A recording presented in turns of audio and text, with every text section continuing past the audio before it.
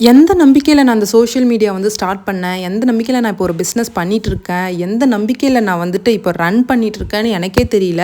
ஃபர்ஸ்ட்டுலாம் சும்மா நார்மலாக ஏதோ ஒரு விஷயத்துக்காக ஆரம்பித்தது தான் இந்த ட்ரெஸ் டிசைனிங், மேக்கப்பு, விலாக்ஸ் இது எல்லாமே.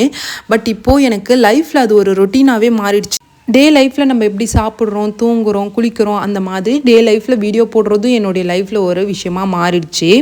ஆனால் ஒன்று மட்டும் சொல்கிறேன், நான் ஒரு எக்ஸாம்பிளாக எல்லாருக்கும் இருக்கணும் அப்படின்னு நான் நினைக்கிற விஷயத்தில் இதுவும் ஒன்று.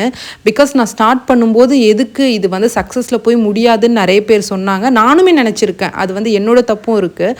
பட் நான் இதை இன்கேஸ் நான் சக்ஸஸ் பண்ணி காமிச்சிட்டேன்னா, என்னை சுற்றி இருக்க என்னோடய ஃப்ரெண்ட்ஸ் அண்ட் ஃபேமிலிஸில் இருக்கவங்க யாராச்சும் ஏதாவது பண்ணணும்னு நினச்சா மேபி கன்சிஸ்டன்ஸாக நான் பண்ணுறதை பார்த்து அவங்களுக்கும் வந்து தோணியிருக்கலாம், ஓகே இந்த பொண்ணு ஸ்டார்டிங்கில் ஒன்றுமே இல்லாமல் இருந்துச்சு, இப்போ ஏதோ ஒரு சேஞ்சஸ் தெரியுது இல்லையா அப்படின்னு அவங்க நினச்சா கூட அது எனக்கு சக்ஸஸாக இருக்கணும் அப்படின்னு நான் நினைக்கிறேன். என்னை பார்த்து நிறைய பேர் வந்து கண்டிப்பாக சக்ஸஸை வந்து ஃபேஸ் பண்ணணும். அதுக்கு ஃபர்ஸ்ட் ஆஃப் ஆல் நான் வந்து சக்ஸஸை ஃபேஸ் பண்ணணும்.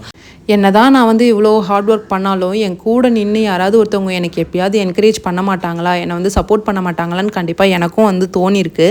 பட் அந்த டைம்லலாம் எனக்கு வந்து கை கொடுத்தது என்னோடய ஃப்ரெண்டு மட்டும்தான். எப்போ நான் வீடியோ எடுத்து கொடுக்க சொன்னாலும் சரி, அவள் வந்து முகம் சுளிச்சதே கிடையாது. என்னடா இவ எப்போ பார்த்தாலும் வீடியோ எடுத்து கொடுக்க சொல்கிறாளே அப்படின்னு நான் ஒரு செகண்ட் நினச்சிருந்தா கூட என்னோட வீடியோஸில் முக்கால்வாசி வந்திருக்காது. நான் டிசைன் பண்ணுற ட்ரெஸ் வீடியோவாக இருக்கட்டும், விளாக்ஸாக இருக்கட்டும், அதிகபட்ச கிளிப்பிங்ஸ் வந்து என்னோட ஃப்ரெண்ட் அபி தான் எனக்கு ஷூட் பண்ணி தருவா. இன்கேஸ் நாளைக்கு வந்துட்டு என்னோட யூடியூப் சேனலில் சேலரியோ ஏதோ ஒன்று கிரெடிட் ஆனால் கண்டிப்பாக அதில் அவளுக்குமே ஒரு பங்கு இருக்குது அப்படின்னு நான் எப்பயுமே அவகிட்ட சொல்லியிருப்பேன். பிகாஸ் எனக்கு வந்து அவள் அவ்வளோ பண்ணியிருக்கா. எமோஷ்னல் சப்போர்ட் மட்டும் கிடையாது, ஃபினான்ஷியலாகவும் அவகிட்ட இருந்து பண்ணுறது வேறு. அவகிட்ட இல்லைனாலும் அவள் எனக்காக கடன் வாங்கியெல்லாம் செலவு பண்ணியிருக்கா.